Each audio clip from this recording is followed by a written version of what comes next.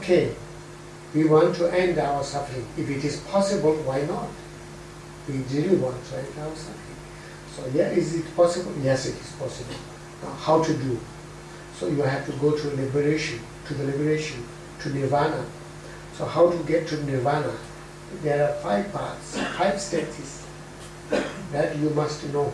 There are 5 stages to go to Nirvana.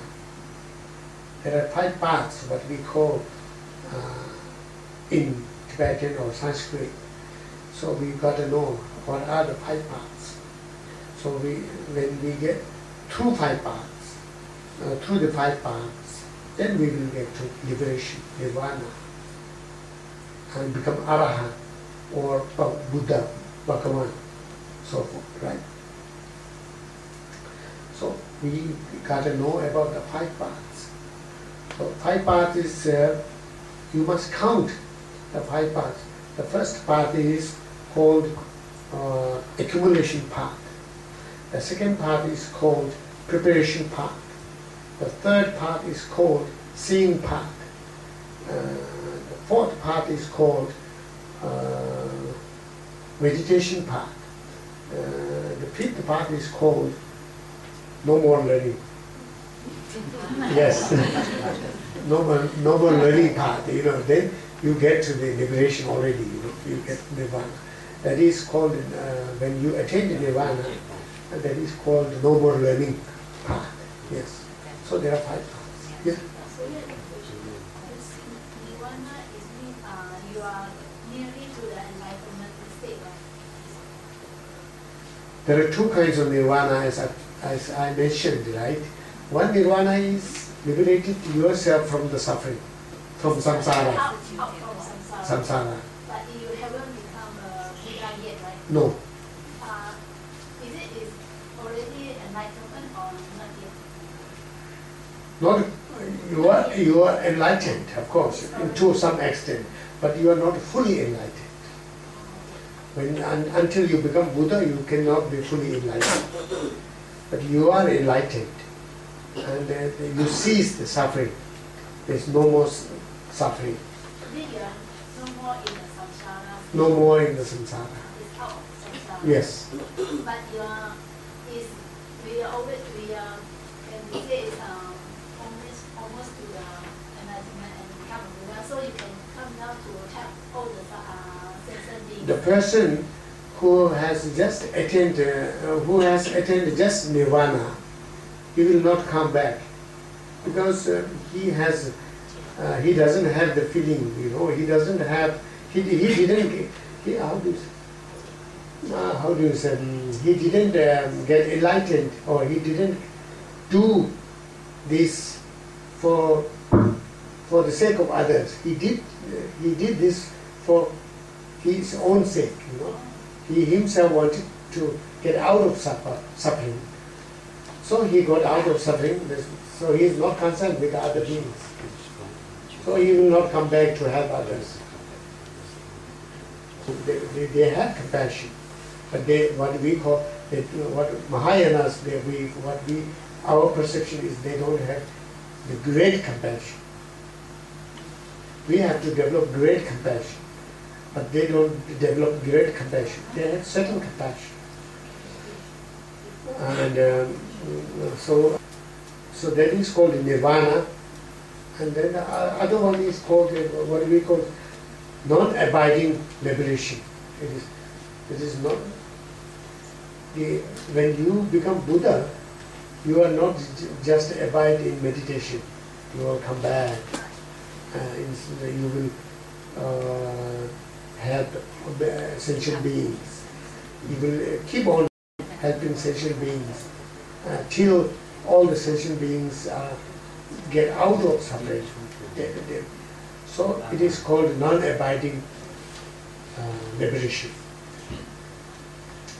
Other one is Nirvana. Nirvana is only liberation. That is self-liberation.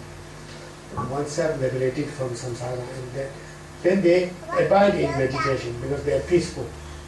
They are not concerned about other people. All sufferings are ceased for himself, and he abides in meditation, and he And in that meditation, he feels, bliss. So the meditation bliss is there. So he abides in that bliss and never come out. But sometimes, of course, ultimately they come out. But Buddhas, they will not. Buddhas will not let them sleep for too long. Buddhas will bless them. Yes. Well, when the time comes, then the Buddhas will try to teach them, "Oh, you are not yet fully enlightened. You must work for others. You must practice 6 paramitas." So Buddhas keep on waking them up, wake them up. Yes. Is it those people who are at Nirvana, right, is already fully understanding the emptiness, like bodhicit, wisdom? No bodhicit. Bodhicit is only to do with bodhicit. The bodhicit is only to do with Mahayana practitioners. Because now you have talked about bodhicit, so I will talk about this, our session motivation, how to cultivate our session motivation. So anyway, I'm going to talk about this. I have to talk about this. We are now going to listen to Heart Sutra, and we are going to talk about Heart Sutra. So we must listen to Heart Sutra. I must teach, you must listen. Heart Sutra with good motivation. So so we have to create a good motivation. Even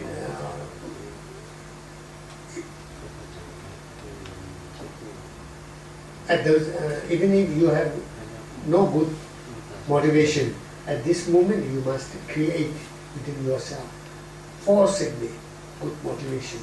So you should listen the sutra with good motivation so that you can get the whole benefit from listening to the sutra. Okay? So the best motivation, not best. So since we are going to hear the Mahayana Sutra, we must create bodhicit mind. And with bodhicit mind, the motivation of bodhicit mind, we must listen, we must practice, we must meditate. So we got to know what is bodhicit, right? So buddhi is, what is buddhi? You know buddhi? Buddhi is actually the Buddhahood. The Buddhahood is called Bodhi. So Bodhi means, literally means, it comes maybe in the Heart Sutra, but we can explain here also. So Bodhi is, there are 2 words in Tibetan word. The one is Jang. Jang means all the obstacles, all the negativities, all the obscurations are vanished, wiped out, finished. So there is Jang. No false is there to be cleared. Nothing wrong is to be cleared. All the wrong things are cleared from the root, cleared from the root, taken out from the root. There is nothing to be taken out.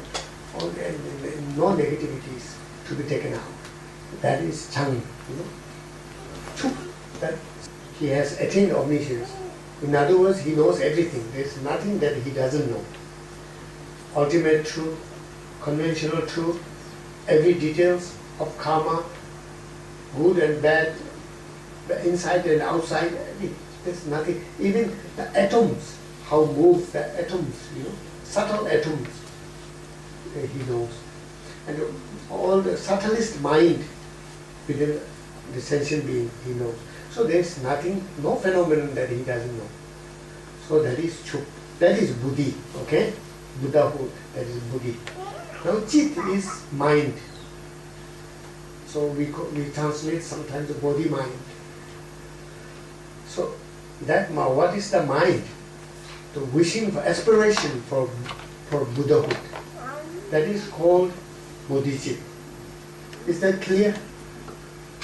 You got to know. Now next time I use bodhicit, you must clearly know about it, right?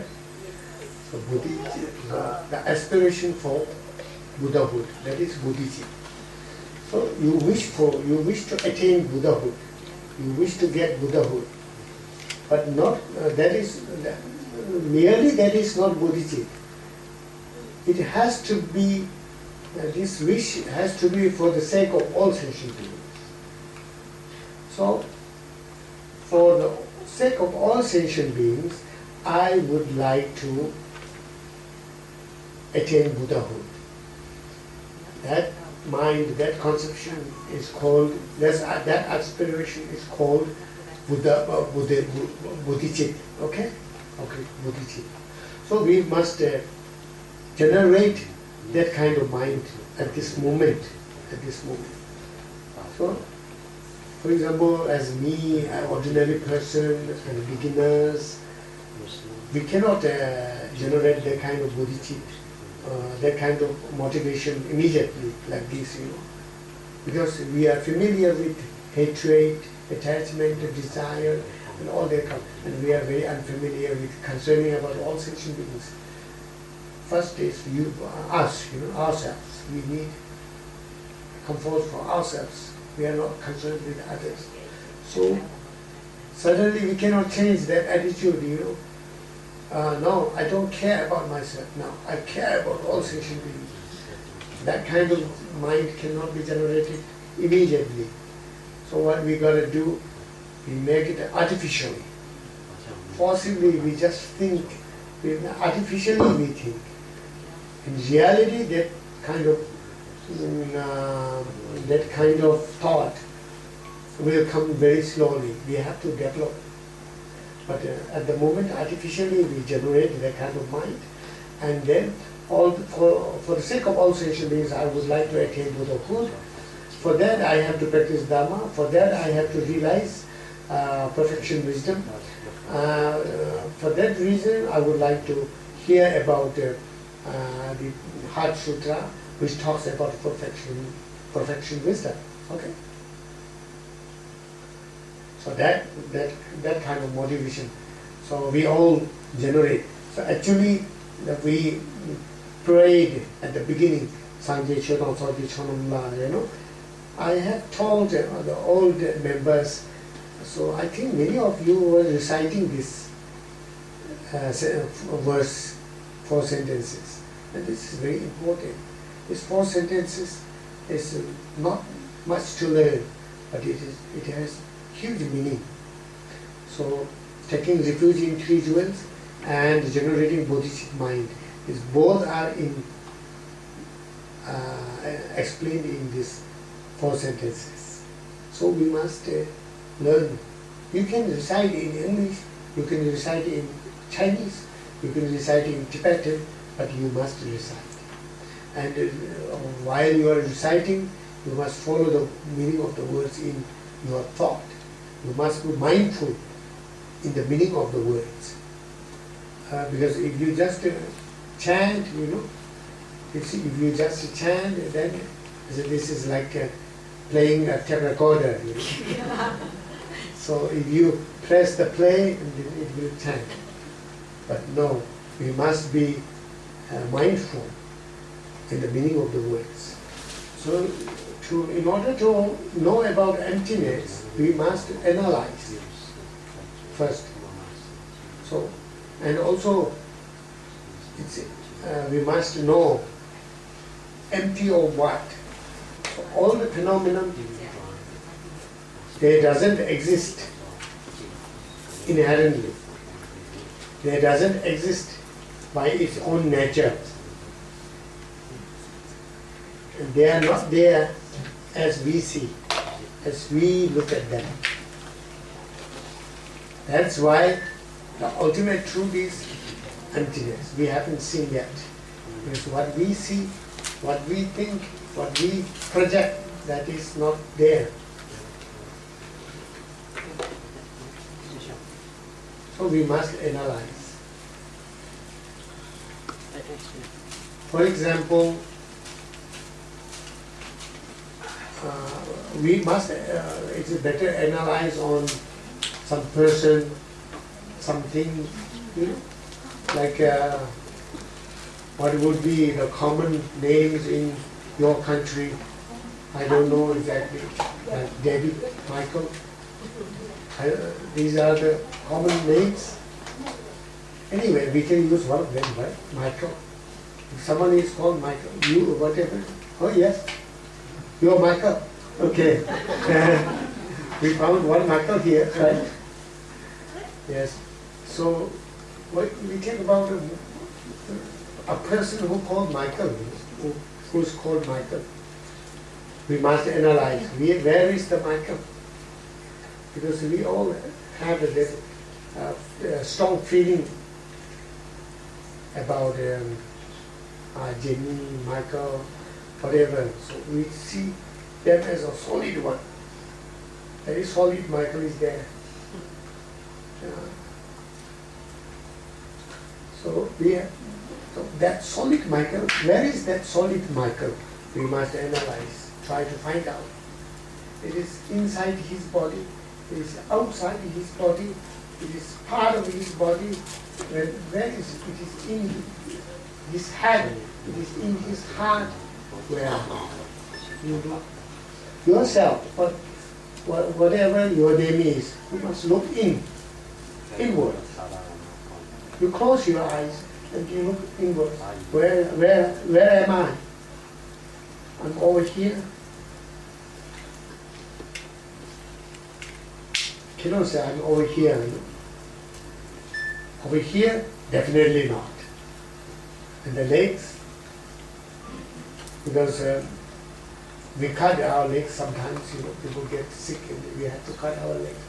But that Michael or that person is still there. So no, the legs are not the person. The bones are not the person. The skin is not the person.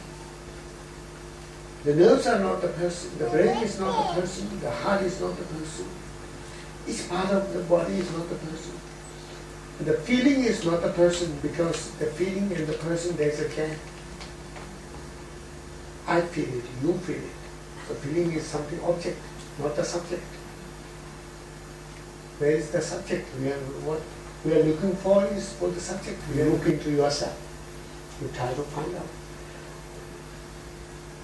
In Buddhism, the definition of a person is a person is composed of 5 aggregates, right? Will come. So one is physical body, one is the feeling aggregation, the compositional aggregation, discriminational aggregation. You discriminate, this is that is the good, you don't discriminate, aggregation. And then mind aggregation, there are 5 aggregations. Put together is a person, right? So you get into the 5, all of these 5 aggregations, you cannot find them. So where is the person? Where is Michael? Where is Jimmy? Where is Swati? Look into yourself.